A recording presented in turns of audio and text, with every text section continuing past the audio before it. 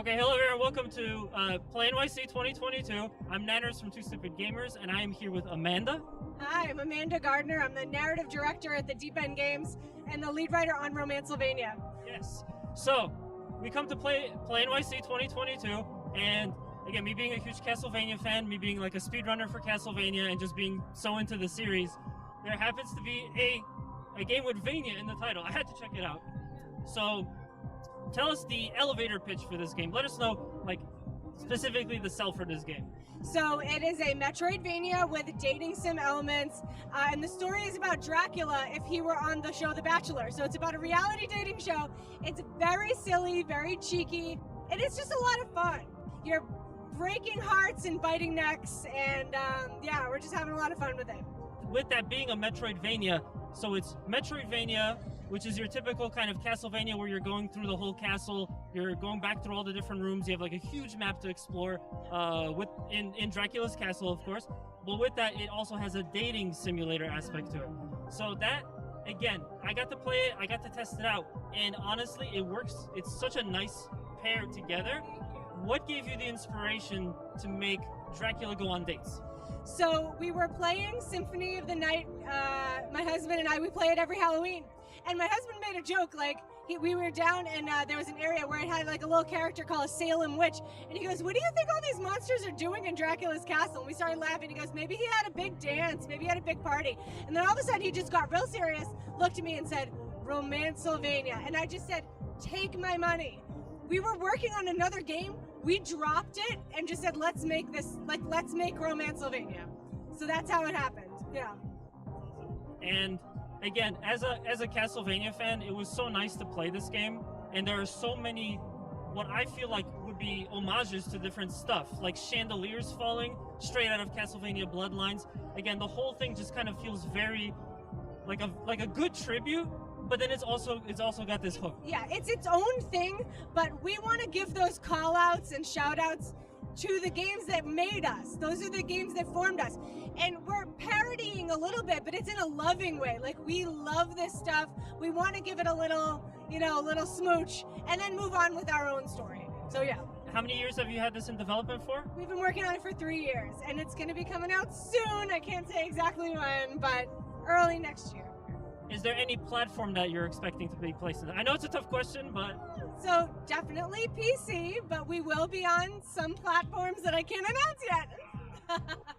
So, again, the premise, Dracula, he's on a dating game show. How many potential suitors? So, there are a dozen very sexy monsters that you can find throughout Transylvania. You can play as a male Drac or as female Drac. You can date anybody, but you don't have to date them. You can make friends with them. You can make frenemies with them, which is great for the reality dating show drama. We really wanted to make it on player choice. You can make all these choices in the game, yeah. So as you're either dating or just being friendly and casual with these other characters, does that then impact the gameplay in any way? It does. So if you're getting really close with Elessa, for example, your whip moves up because she's very into whips. We tried to make it so that there are gameplay benefits to dating different characters. There's one character who's really into crystals. If you're dating her and you're romancing her really high, you can carry more crystals in your bag.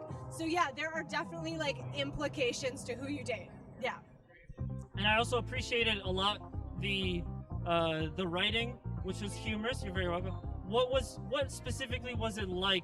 What was your thought process going into writing the dialogue for this game, which, again, it has a very tongue-in-cheek cut?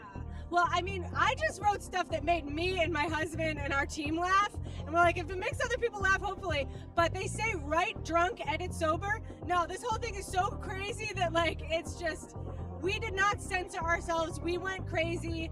It's so much fun. And I really tried to make each of the characters really different, so you had a very different experience dating and befriending each of them.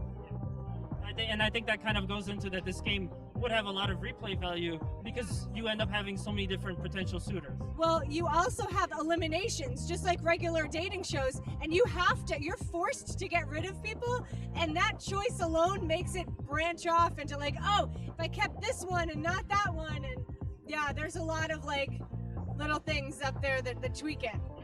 Did y'all try to go and watch like silly reality TV dating shows to get inspiration for this? We did, and I think it shows. Yeah, and there are a couple characters that we really made into tropes from different shows, like Brosifer straight out of Jersey Shore, you know? So we took a lot of like the things about reality TV and sort of seeded it in. Yeah.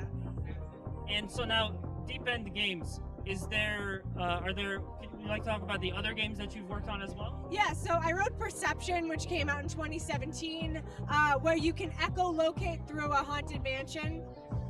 And my husband, who is the creative director of the Deep End Games, he was the lead designer on BioShock and the design director on BioShock Infinite. So he worked in AAA for a long time before we went indie. How would you say that transition from AAA to indie has been? So, you know, budget is the biggest thing, but he learned how to scale down. Like, what do you need? And then, like, put it to your own needs. And he learned everything. He wore so many hats at Irrational that he learned how to do everything, short of art and music. Because he can't carry a tune and he can't draw. But he learned so much from being a director there that it really helped us run our company. Once again, I mean, I'm a huge Castlevania fan. This was a pleasant surprise. I'm definitely gonna get it. And is there like a website where people could check more about this? Just go to Romancelvania.com. You can wishlist the game, which really helps us out. And there's a newsletter you can sign up for news about the game. So thank you. Any social media for Deep End? Yeah, at the Deep End Games, Twitter, Instagram, at Romancelvania. Yeah. Well, you're very welcome. Thank you so much for taking the time to speak with us. Thank you for bringing your game. I'm looking forward to it. And thank you guys for watching. We hope you enjoyed this interview. I don't know if there's another one coming up next, but we're at Play NYC 2022. And we'll see you on the next video. Make sure to like, comment, and subscribe.